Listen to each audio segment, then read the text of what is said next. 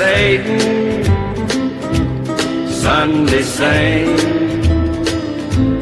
fooling your neighbor, that's what you think. Reading the good book, singing the hymns, come Monday morning and it's back to a life of sin.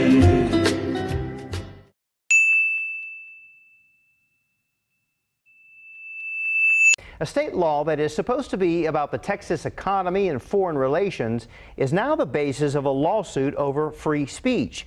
KVUE political reporter Ashley Godot is here now. And Ashley, this is about a complicated topic, Israel. Yeah, very complicated, Mike. In 2017, the state of Texas passed an anti-BDS or anti-boycott law. It banned state agencies from doing business with companies that boycott Israel. But a speech pathologist in Pflugerville says the state is trying to silence her right to free speech. May 2017. Any anti-Israel policy is an anti-Texas policy. Governor Greg Abbott signs an anti-boycott, divestments, and sanctions bill into law, prohibiting state agencies from doing business with companies that boycott Israel. Fast forward 19 months. It attacks me personally, attacks my family. This is Bahia Amawi. For the last 9 years, she's been an independent contractor with Pflugerville ISD, working as a speech pathologist for young children, specializing in students who speak Arabic. But when the time came to sign her contract this year, she saw this, a new clause as a result of the law stating the contractor doesn't and won't boycott Israel.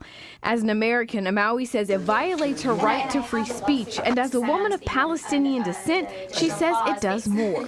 I have a lot of family members who are still in the occupied territory, suffering from the brutality and the aggression and struggling every day. She didn't sign and lost her job. Now she's suing the state and Pflugerville ISD.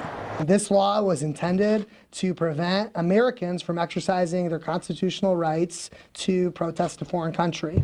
And in this case, it's really absurd that the Texas law is taking a foreign country's side over the side of students who need Bahia's services. Governor Abbott weighed in on Twitter, retweeting our story on the lawsuit with the comment, quote, Texas stands with Israel, period. Now, the Texas Attorney General's office sent us this statement that reads in part, quote, private citizens and companies have every right to express their views on any issue they wish by boycotting companies and citizens. They do not, however, have a right to use money they obtain from government contracts to make that statement. Obviously, this is a lawsuit we'll be following. All right. Thanks, Ashley. Appreciate it.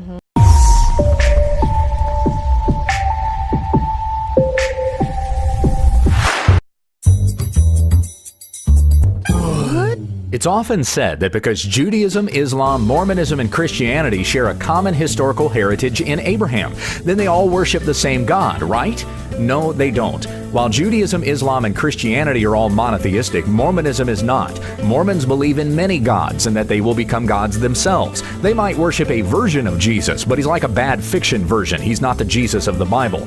Separating Christianity from Judaism is a bit different. Both share the Old Testament and a common ethic referring to Judeo-Christian values, but where Christianity and Judaism separate is at Christ.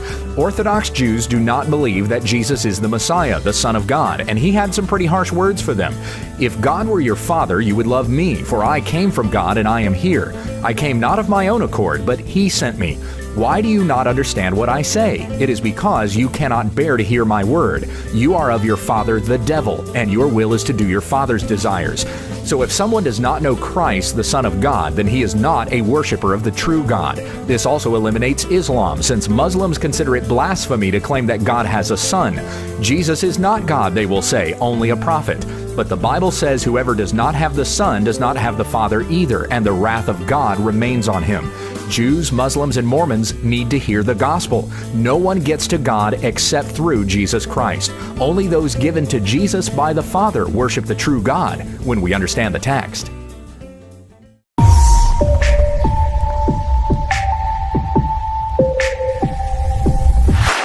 Happening today, a Muslim group plans to issue a legal challenge to a Texas law, and it's all about Israel. KVUE's Jay Wallace joins us now in the studio to explain.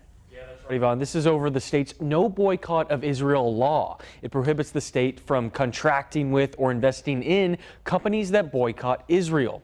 It was actually the first bill of the 85th legislature Governor Greg Abbott signed into law.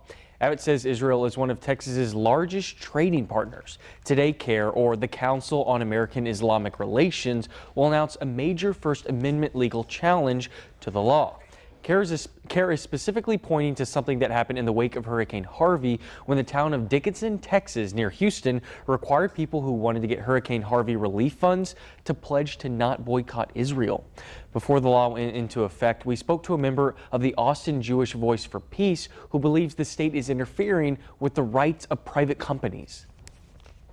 Does the state have the right to tell businesses that they cannot do business with a company because they don't like, because the state legislators don't like, or their supporters don't like the political stance they're taking? The ACLU has previously challenged similar laws in other states. We'll learn more about the exact nature of this legal challenge when CARE holds a news conference at noon. In the studio, Jay Wallace, KVUE News.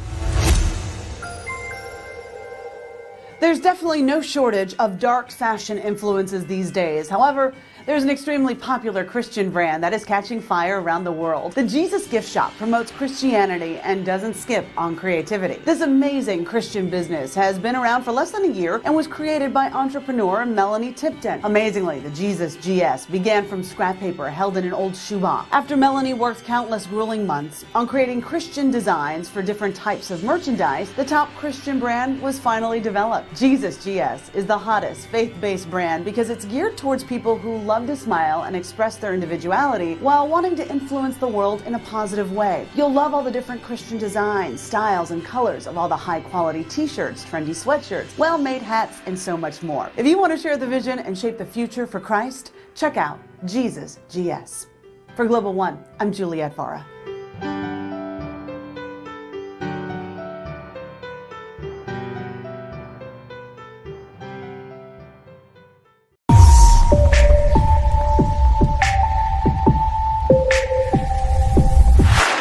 A new documentary premiering on Showtime tonight called Loud, Crazy Love centers around Korn lead guitarist Brian Welch, who turned to God after he was losing himself to drug and alcohol addiction.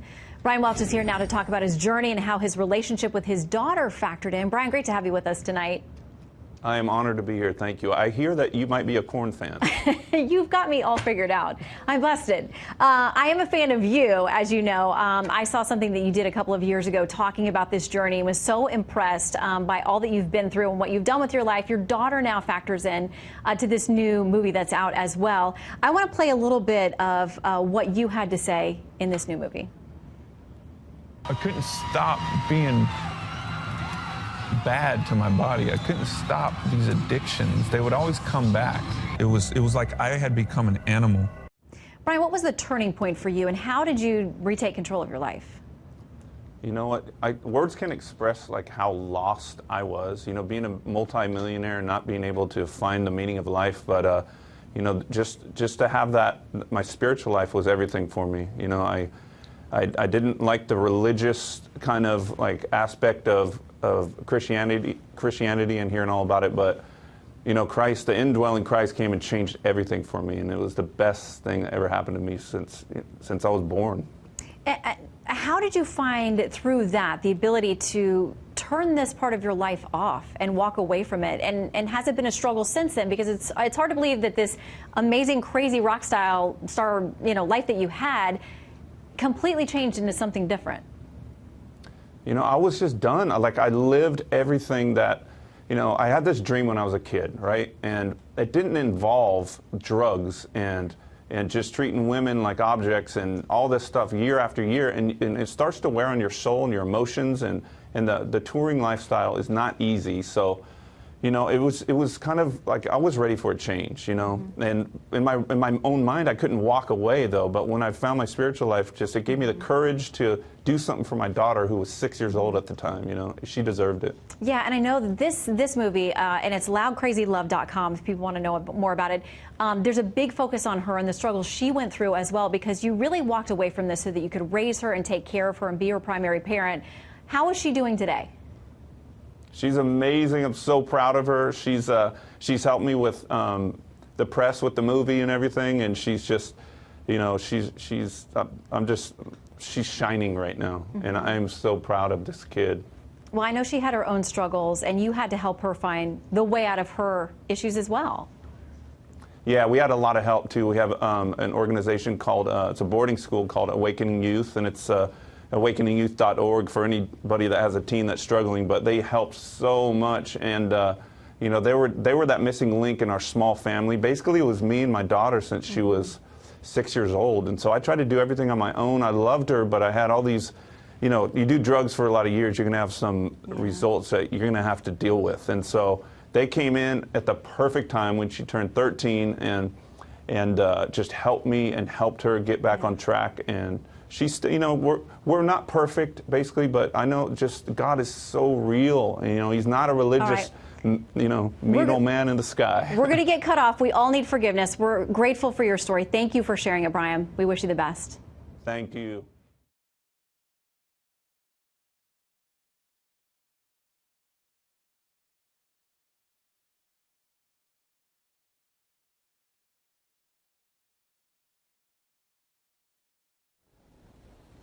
God just loves the world, and he is involved in media, TV, in a major way, music, and he's prophesying through people that the world would call, or Christians would call, you know, Satanists or whatever. I hear songs on the radio that people are tapping into the Spirit, and they're prophesying stuff, and you could feel it. And he says, I will pour my Spirit out on all flesh. He didn't say, I will pour my Spirit out on Christians. He said all flesh. So I'm seeing it everywhere, and it's, you know, the mindsets have to change, else, you know, if this great awakening of God is coming, and it is coming, you know, the religious mindset's got to change, man.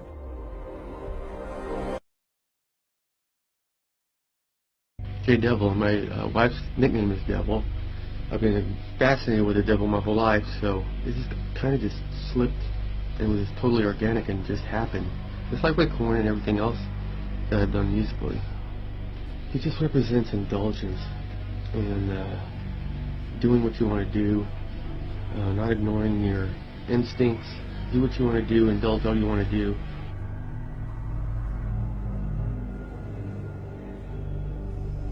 I'm just going to do whatever I feel led to do. And he's prophesying through people that the world would call, or Christians would call, you know, Satanists or whatever.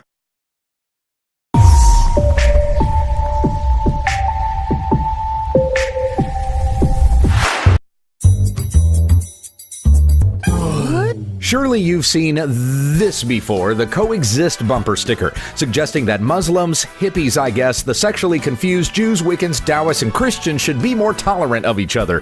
Before it looked like the coexist logo you see on most VWs, first it looked like this, made in 2001 by a Polish artist for a competition.